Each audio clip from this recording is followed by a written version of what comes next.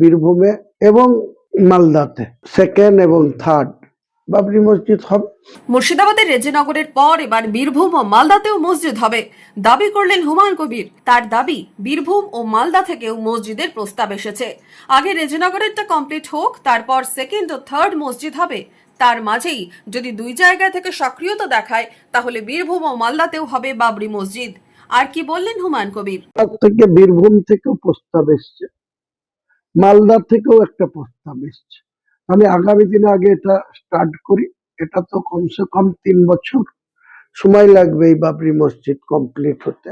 তার সঙ্গে সঙ্গে আমি ওখানে আরো Islamic hospital, medical college, university, তারপরে হোটেল কাম রেস্তোরাঁ, পার্ক, হেলিপ্যাড এসব করব। এটা কাজ চলতে চলতে যদি তাদের খুব সক্রিয়তা দেখায়, তাহলে বীরভূমে এবং মালদাতে সেকেন্ড এবং থার্ড বাবরি মসজিদ হবে। অসুবিধা কি আছে?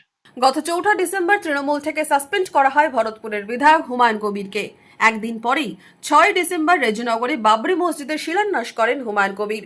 সেখানে মানুষের উচ্ছ্বাস দেখে এবার তার মুখে আরও 2 জেলায় মসজিদের নির্মাণের প্রসঙ্গ। Bureau report, Madhubanga news.